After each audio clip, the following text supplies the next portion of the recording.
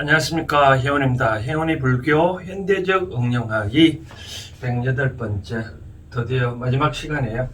이제 마지막 시간에는 이제 부처님이 과연 우리들한테 무엇을 말씀하셨을까 요약해서 말씀드리고, 또 제가 그동안에 저도 나름대로 원래 60으로서 제가 나름대로 깨달은 바 있잖아요. 그렇죠? 그 깨달은 바를 전달 한번 해드리고자 합니다. 우선 부처님이 과연 우리가 무엇을 전달했을까라고 그런 것들을 나름대로 역대 조사 스님 중에 그 10가지를 요약한 것입니다. 아마 불자들은 아마 다들 보고 들은 적이 있는데요. 바로 보왕삼매론이라고요. 들어봤을 겁니다. 보왕삼매론. 다른 말은 표현 아니면 보왕삼매 직지론이죠. 그렇죠? 말 그대로 보왕삼매는 무슨 보자는 법의 보자고 왕자는 왕이잖아요. 그렇죠? 최고의 법의 삼매, 즉 깨달음이 들어가게 하기 위한 최고의 삼매 방법이 뭐냐? 바로 연불이다. 그렇죠? 부처님을 생각하는 거다. 그렇게 하는 것이 바로 바른 방법이다라고 얘기를 한 거죠. 그렇죠? 그래서 요즘은 이거를 보왕삼매론이라고 다른 말로 줄여서 얘기하는데, 아마 이제 그런 얘기를 들어봤을 겁니다. 뭐 공부를 하는데 마가 없기를 뭐 기대하지 말라고 얘기하는데, 그 부분에 대해서 제가 여기까지 간단하게 설명을 해 드리는데요. 쉽게 말하자면 이런 내용입니다. 어떤 행을 하는 데 입장에서 어떤 장애가 없기를 바라지 말라는 거죠. 장애가 없으면 어떻게 하냐? 만약에 없으면 어떻게 하면 이것이 더 어떻게 교만해진다는 거죠. 우리가 일상생활에서 굳이 이러한 장애가 있기를 원하진 않지만 만약에 장애가 있으면 나타났다면 어떻게 할 건가? 그럼 이 장애를 내가 어떻게 할 건가를 참고로 삼아 이걸 잘 극복을 하면 나는 성공할 것이고, 이러한 것을 극복하지 못하면 장애 속에 빠져든다라고 바로 그런 내용으로 10가지 설명해 놓은 게 있는데, 이것이 바로 과연 우리 부처님이 말씀하셨던 그런 것들을 요약하지 않겠냐 차원이 제가 소개를 해드리는 겁니다. 그럼 하나하나 살펴봐 드린다면, 먼저 첫 번째 살펴봤는다면 미리 한번을 써놔봤는데요. 첫 번째, 염심, 몸을 생각하기를 불구무병신, 몸에 병리를 얻기를 바라지 마라. 무병, 즉 병이 없으면 어떻게 됐다고요? 탐욕이 생긴다. 그래서 내 몸에 병이 없기를 바라지 마라. 병이 없으면 어떻게 탐욕이 쉽게 생기나니 이고 승인설. 그러므로 성인께서는 말씀하셨다. 성인은 말은 바로 부처님께서, 그죠? 부처님께서 말씀하셨다. 이 병과 고통으로서 양약을 삼아라. 그러니까 구체적으로 제가 이 뜻만 해석해가지고 뭐 자세한 내용은 뭐 여러분들이 나름대로 파악을 하십시오. 뭐 그 나름대로 지금까지 제 불교 영상을 들어봤으면 이 정도는 남 파악을 할 수 있지 않을까 생각되어집니다. 다시 해석해 드린다면, 몸에 병이 없기를 바라지 마라. 몸에 병이 없으면 탐욕이 생기나니, 그렇게 해서 부처님께서는 병고로서 양약을 삼아라 얘기를 한 것 같아요. 뭐 그래도 한마디만 한다면 내 몸에 이 병이 만약에 왔다면 이 병이 왜 왔는지 한번 살펴보고, 이것은 내가 그런 말 있잖아요. 우리가 이 병이 없는 사람이 갑자기 큰 병이 오면 일찍 죽잖아요. 그렇죠? 잔병이 오래 간다 그러잖아요. 그렇죠? 잔병 오면 계속 병원에 들어다가 날거다 하니까 오래 사는데, 갑자기 건강한 사람이, 요즘도 그러잖아요. 코로나 사람이 갑자기 건강한 사람이 뭐 무슨 백신 맞으면 이상한 백신 들어왔다고 해가지고 더 아프다 하잖아요. 근데 몸이 이제 계속 병원을 왔다 갔다 하는 사람은 이 백신이 뭘까 해가지고 별로 안 아프다라고 하잖아요. 그렇죠? 그래서 내가 아프다 하더라도 이것을 근거로 삼아서 내가 치료할 방법 찾으면 얼마든지 되니까 내가 병이 없기를 기대하지 말라라고 말씀하신 것 같아요. 두 번째를 보면 철새라는 말은 세상살이라 그런 거죠. 그죠? 철새 세상살이 살면서 불구문안 그러니까 약자인데요. 어려움이 없기를 바라지 마라. 세상 살면서 무난 어려움이 없으면, 즉 어떡해요? 이 교자는 교만한 교자거든요. 치는 사치할 치. 그러니까 교만스럽고 결한 마음이 일어난다. 그죠? 그러면서 스님께서 말씀하시기를 이 환난을 소요로 삼아라. 소요란 동두천에도 소요산인데 시키면서 논다는 뜻이죠. 근데 그렇게 생활하라는 뜻이죠. 그렇죠? 그러니까 이와 같이 부처님께서는 어려움과 곤란 그런 것들을 내가 가까이 살아라. 그런 뜻을 말하는 것 같아요. 세 번째 보면 구심이라는 것은 마음을 구한다는 말은 결국은 이제 공부하는 뜻 그런 뜻이지. 그렇죠? 구심. 구심 마음을 찾는 데 있어서 공부하는 데 입장에서는 불구무장 장애가 없기를 바라지 마라. 심 마음에 장애가 없으면 어떻게 된다고요? 소학답등이라. 답자는 답섭할 답자잖아요. 근데 배우는 데 있어서 답등이란 말은 계속 이 답습하고 넘친다. 그러니까 답섭과 같은 물이 다르니까 결국은 마음에 어떤 마가 없으면 배우는 데 바로 넘쳐난다. 그런 뜻이에요.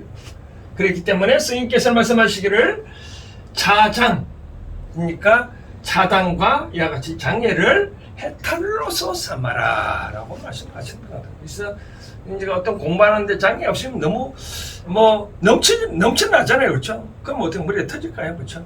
그러니까 구심, 마음의 공부를 하는 데 입장에 있어서는 어떤 장애가 없기를 기대하지 마라. 장애가 없으면 내가 공부하는 게 넘쳐나서 혹시 깨끗할 수도 있다. 바로 그런 의미인 것 같아요. 그 다음 네 번째를 보면,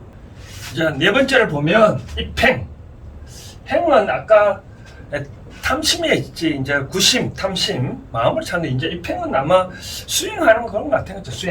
수행하는 데 있어서 아까는 이제 마가 없기를 바라지 마라. 행하는 데 있어서 마가 없으면 어떻게 된다고요? 서운이 불견. 시키면서 내가 달성하고자 하는 것이 달성됐다 하더라도 경고하지 못하다. 바로 그런 경고할 고자, 이제 경고할 견자, 경고하지 못하다. 바로 그런 뜻인 것 같아요. 그래서 부처님께서 말씀하시기는 군마로서 법의 려. 이 장려자잖아요. 장려. 그러니까 군마를 법의 동반자로 여겨라. 그러니까 결국 이제 우리 부처님도 과거에 깨달음을 얻을 때 보면 마군하고 싸웠잖아요. 그렇죠? 마군하고 싸우다 보니까 마군으로부터 어떤 속박을 받고 굴복을 받고 결국 해탈의 경지에 나갔잖아요. 그렇죠?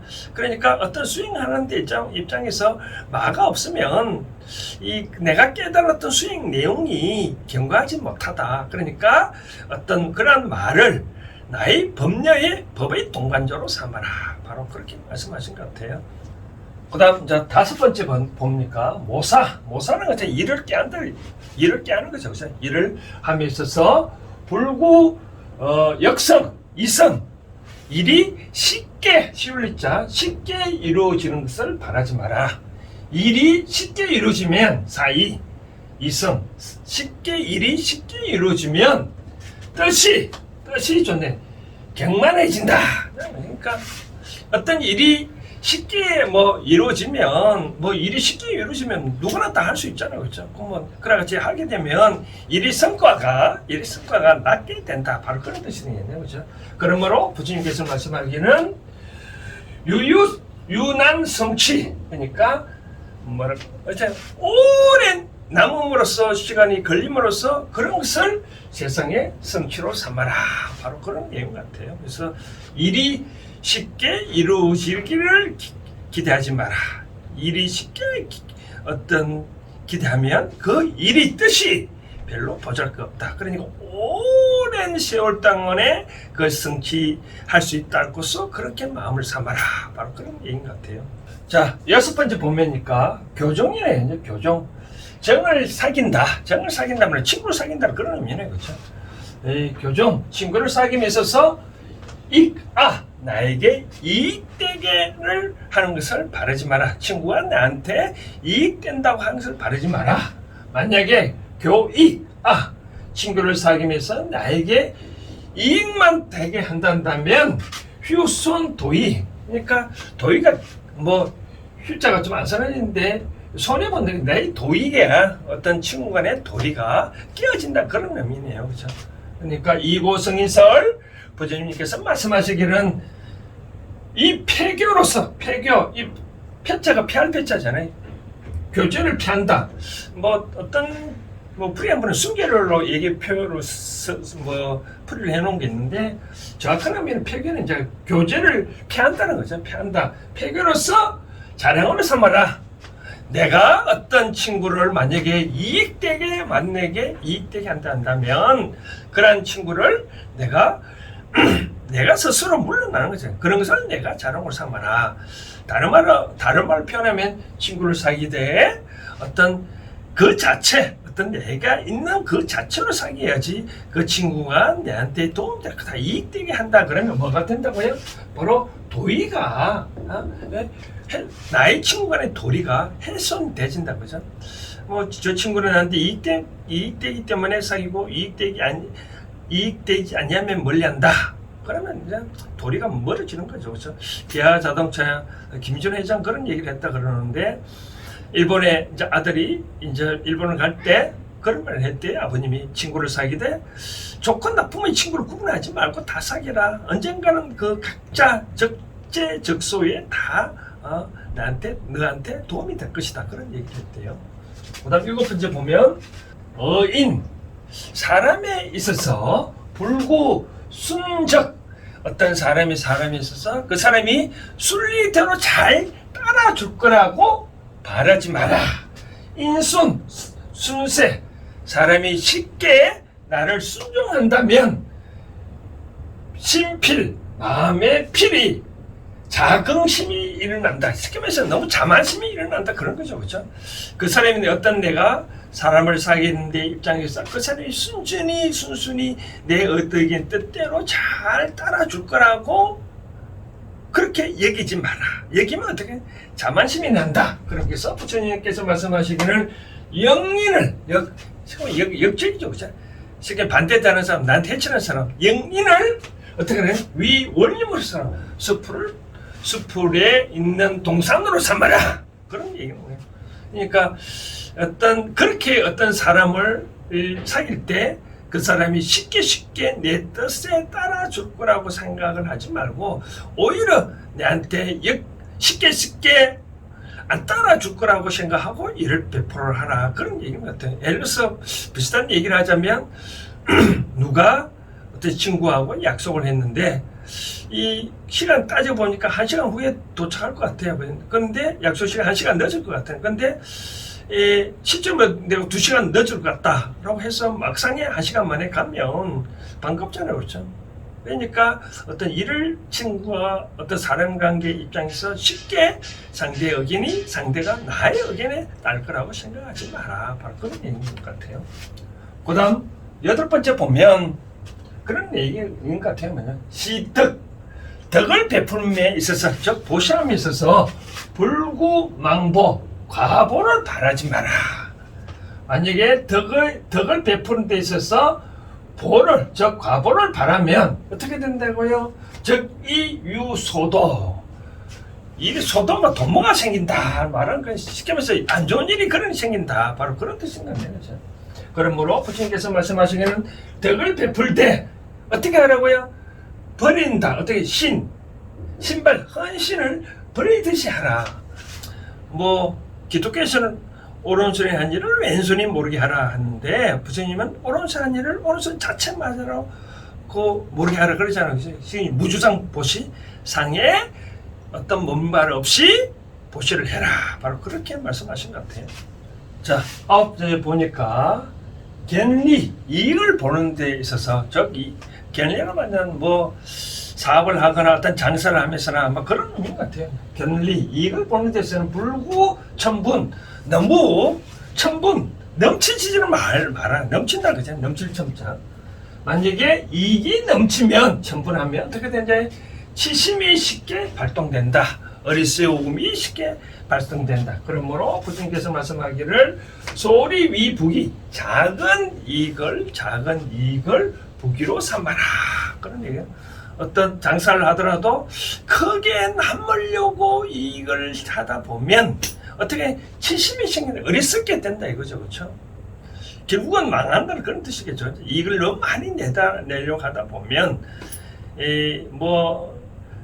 그런 말 있잖아요. 우리가 장사를 하더라도 박리담에 이익을 적게 내고 많이 팔면 좋지 않겠냐 그런 얘기를 하다시피 부처님도 이와 같이 이익을 보는 데 있어서 너무 본인 넘치게 어떤 이익을 탐구하려고 하지 마라. 이익을 너무 본인 넘친 걸 탐구하다 보면 어떻게 된다고요? 어리석에 빠지게 되나니 그러므로 적게 남기는 이익을 부기로 삼아라. 그렇게 말씀하신 것 같아요. 마지막 이제 10번째를 보니까 피억이라는 말은 피는 당한다는 거잖아요. 그죠? 억울함. 억울함을 당할 때는 불구 신명 쉽게 말해서 무슨 여러 가지 비방을 한다. 우리가 인터넷에 여러 가지 그러잖아요. 댓글 다는데 누구를 날 비방한다 그러면 굳이 변명을 하지 마라. 그런 뜻이는 거죠. 불구 신명 변명하지 마라. 결국 내가 잘못이 없다고 굳이 밝히지 하지 마라. 억신명. 근데 굳이 나의 억울함을 밝힌다면 어떻게 되냐고요? 원한이 자생한다. 원한이 끝이 없다는 거죠. 예를 들어서 누가 나를 비방했다. 그건 내가 그 사람을 아니다고 얘기를 하면 어떻게 돼요? 그럼 그 사람은 그럼 나쁜 사람 되잖아요. 그렇죠? 그럼 그 사람 나한테 원한이 삼을 수 있잖아요. 그렇죠? 굳이 그러니까 내가 스스로 잘못이 할미 없는데 누가 나한테 누가라고 억울하게 말을 한다 하더라도 그것을 가만히 내버려 두면 언젠가는 나중에 그 사람이 나한테 와서 미안하다거나 지나가는 바람이라도 당신의 억울함을 풀어준다는 거죠. 그렇죠? 그렇게 해서 부처님께서 말씀하시기를 이 불억 이와 같이 내가 억울함을 당하는 것을 굴복한다고 하죠. 그죠? 억울함을 당하는 것을 어떻게 한다고요? 위행으로 삼아라. 굳이 그걸 아주 그럼 있잖아요. 아니땐 굴뚝에 연기 날 일이 없다고 말하다시피 내가 상대한테 어떤 말을 잘 전달하고 그 사람과 나의 관계가 좋다면 그 사람 충분히 이해를 하고 잘 했을 수 있잖아요. 그렇죠? 근데 내가 상대방한테 이해를 못하게끔 말을 했다면 그 상대는 그걸 듣고 또 전달하다 보면 나쁘게 전달할 수도 있잖아요. 그렇죠? 바로 그런 것 같아요. 자, 결론적으로 말하면 이런 것 같아요. 우리 여기까지 보면 일상생활에서 그런 일이 있을 수 있잖아요. 그렇죠? 그런 것 어떤 이와 같이 만화 장애가 있으면 그런 저는 항상 그런 얘기를 하는데 우리 불 있잖아요. 불을 우리가는 이 불을 잘 활용을 했기에 만물의 영장이 됐고 동물들은 이 불을 잘 활용하지 못했기 때문에 어떻게 됐다고요? 인간이 지배를 받았잖아요. 그렇죠? 마찬가지로 일상생활에서 굳이 나한테 이와 같이 장애가 있기를 원하지는 않지만 만약에 이것이 있다면 장애가 있다면 마가 있다면 이것을 어떻게 잘 활용하면 그런 말 있잖아요. 우리 속담에 이렇게 생각하면 될 것 같아요. 우리가 비 온 뒤에 땅이 더 굳어진다. 그러니까 어떤 일을 추진함에 있어서나 누가 사람을 사귐에 있어서 어떤 장애가 있다면 그런 것들을 잘 극복을 하면 땅이 비 온 뒤에 땅이 굳듯이 내 공부도 점점 증가되고 나의 사업도 점점점 알차게 되지 않겠냐라고 그런 것 같아요. 그래서 부처님께서는 결국 사람들한테 이 10가지를 굳이 말씀하셨다고 생각 들어지고 그 다음 제가 오늘 불교의 현대적 응용하기 차원에서 제가 깨달은 내용을 한마디로 요약해 가자면 이런 것 같아요. 사람은 누구나 다 절대적인 가치가 있다라고 말씀을 드리고 싶네요. 결국은 우리가 사람은 사람과 더불어 살아야 되잖아요. 그렇죠? 사람과 더불어 살아야 가는 입장에서 우리가 행복도 사람이 갖다 주고 불행도 결국은 그 어떤 사람으로 인해서 나거든요. 근데 이 행과 불행을 내가 어떻게 할 건가? 바로 아까 보왕산면으로 말씀드렸다시피 어떤 장애가 있다 하더라도 그 장애를 잘 활용하면 내 것이 되듯이 사람한테는 누구나 절대적인 가치가 있다는 거죠. 그걸 내 앞에 온 사람이나 내 옆에 있는 사람이나 어쨌든 간에 순간순간 만나는 사람 그 절대적인 가치를 인정을 하고 그걸 존중을 하고 내가 그것을 받아들이면 내게 행복이 올 것이고 내가 이것을 받아들이지 않냐면 다툼이 있을 수밖에 없잖아요. 물론 나도 절대적인 가치가 있잖아요. 그런데 상대도 절대적인 가치가 있으면 만약에 이것을 내가 받아들이지 않냐면 내가 떠나면 될지언정 상대의 이 절대적 가치를 굳이 비방하지 말라는 거죠. 있는 그대를 놔두고 내가 그에 따르든지 못 따르면 내가 떠날지언정 이 상대를 바꾸지 말라고 말씀을 드리고 싶네요. 상대를 바꾸라 하면 결국 남은 스트레스 받거든요. 현대 사회생활에서 가장 큰 병은 바로 스트레스입니다. 예를 들어서 극단적인 예를 말씀을 드릴게요. 누가 남자가 입장에서 어떤 남자가 있는데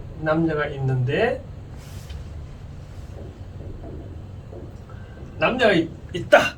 그럼 만약에 예를 들어서 여자가 이 부부라면 여자가 자꾸 어떤 사람이 바람을 핀다 했을 때 남편이 입장에서 이걸 바람 피우는 게 이 사람이 어떤 나름대로 어떤 가치가 여러 가지 있을 수 있잖아요.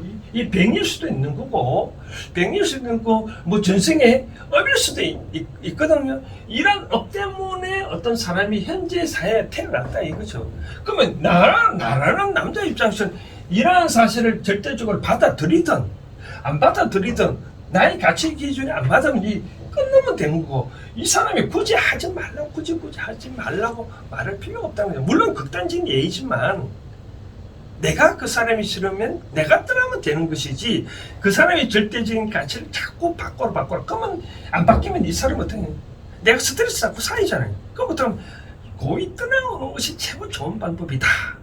우리가 전쟁의 입장에서 최고 좋은 게 36개를 하잖아요. 최고 좋은 방법이 36개 즉 도망가는 거잖아요. 그렇죠? 내가 떠나는 게 제일 좋은 거죠. 그렇죠? 그것처럼 이제부터 제가 한 60평생에 살아가면서 가만 보니까 나름대로 다 이 절대적인 가치 고유한 본성이 있더라는 거죠. 그렇죠?